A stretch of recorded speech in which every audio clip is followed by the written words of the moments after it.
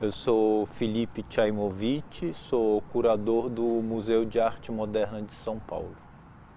Eu comecei a trabalhar com o MAN em 1997, a convite do então curador Tadeu Chiarelli, que montou um grupo de estudos de curadoria. Eu participei desse grupo de estudos de 97 a 99 e nesse período eu fiz as duas primeiras exposições para o MAN como curador independente.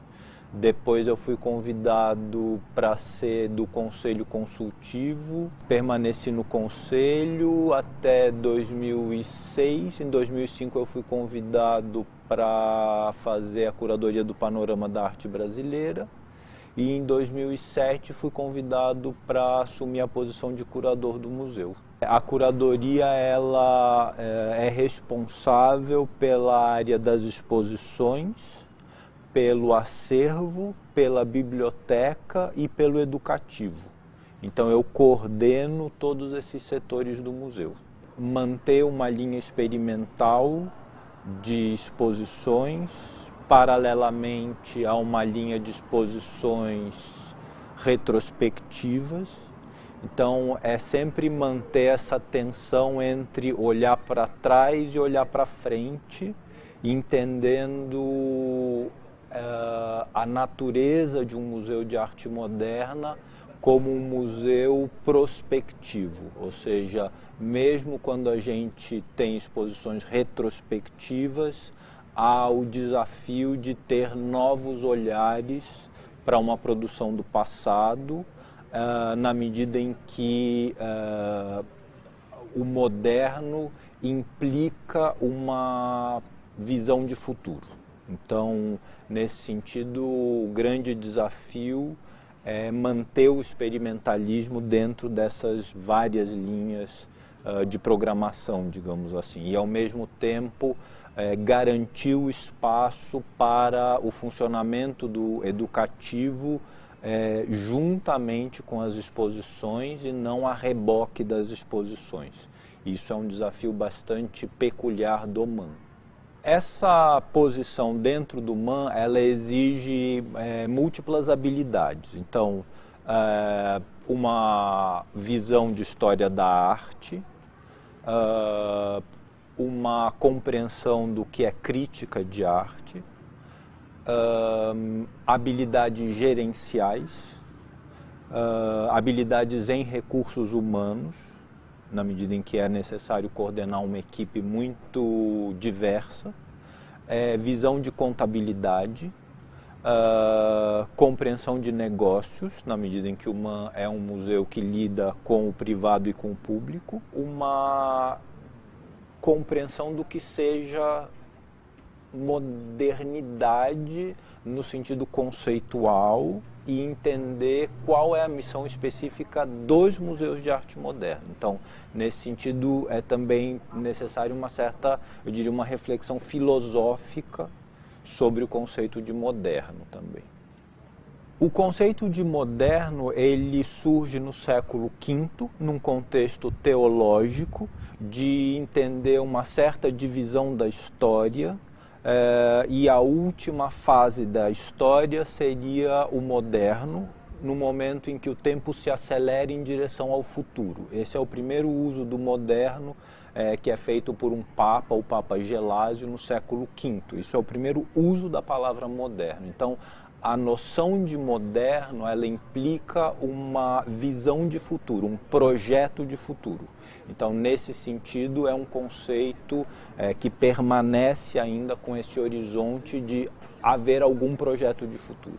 A noção de arte contemporânea, ela começa com a substituição de pinturas por espelhos no início do século XVIII e pela primeira vez se tem uma experiência de obra de arte na qual o público é parte da imagem. E nesse sentido, o contemporâneo ele nasce como uma experiência de quadro vivo refletido numa imagem plana. A partir daí, toda a relação do contemporâneo ela implica uma interatividade, ela implica, de uma certa maneira, uma imagem virtual e ela implica a inclusão do público dentro de uma situação que é vista como quadro. Então, a noção de arte contemporânea vem daí. Eu acho que o acervo do MAM, ele permite um trabalho em várias direções temáticas. Não é uma coleção que tenha sido trabalhada do ponto de vista de uma historiografia positiva da arte brasileira, e sim como oportunidade de desenvolver exposições cada vez mais experimentais. Então, nesse sentido, é um acervo que permite muitas variações expositivas e, ao mesmo tempo, tem uma grande representatividade da arte brasileira a partir dos anos 50. Então, hoje é um dos acervos-chave em termos de empréstimos de obras. Portanto, é um acervo que também tem colaborado com outras instituições, até mesmo na construção de diversas visões do que seja arte brasileira, tanto dentro do Brasil como fora. Um museu, ele é uma instituição que evolui a partir de coleções particulares que ganham um sentido estratégico na formação dos estados. Então, há uma visão política na passagem da existência privada dessas coleções para uma existência aberta à visitação pública. Trata-se, portanto, de uma plataforma de representação a partir de uma coleção. E os museus constroem representações, ou seja, eles correlacionam objetos das suas coleções com uma finalidade política. Então, entendo que essa é a natureza dos museus.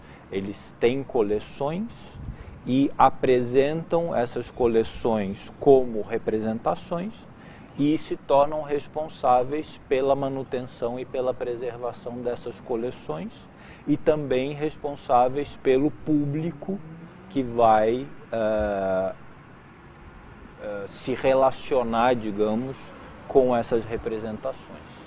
É possível pensar fronteiras entre arte e entretenimento se houver um forte direcionamento experimental, né?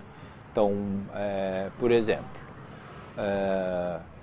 hoje gastronomia é um entretenimento, é uma coisa que, enfim, tem um enorme apelo midiático, em programas de reality show sobre gastronomia, restaurante, food truck, blá blá blá. Ao mesmo tempo, a gente fez no MAM o Festival de Arte e Gastronomia, em que a gente juntou chefes de restaurantes comerciais e artistas para trabalhar em duplas, sem nenhuma agenda prévia e sem a obrigatoriedade de se comportar como num restaurante. Então, algo que poderia ser tratado como entretenimento foi trazido, digamos, para um campo experimental, com vários desafios, inclusive para os chefes, que, por sua vez, foram elementos que levaram também esses chefes depois a terem uma projeção dentro do mundo do entretenimento. Então, não acho que haja uma barreira entre as duas coisas, depende de como você trata o entretenimento. Quer dizer, se entrou no museu, tem que estar criando desafios e enfrentando desafios. Aí que eu acho que está a fronteira. Assim como você pode ter arte tratada de maneira absolutamente não desafiadora, não experimental, e ser vivenciada como entretenimento. Então, nem sequer a arte garante que não entre dentro do campo do entretenimento puro. Portanto, eu acho que é o modo como você aborda as coisas. Existe uma responsabilidade por parte do museu com o público. Quer dizer, o museu ele é gerido atualmente com cerca de 80% do seu orçamento com verbas incentivadas, federais, estaduais e municipais.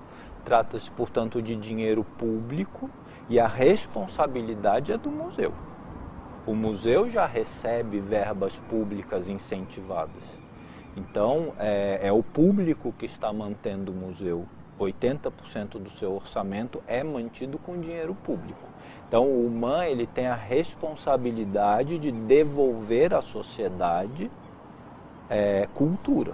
Então, a responsabilidade é do museu.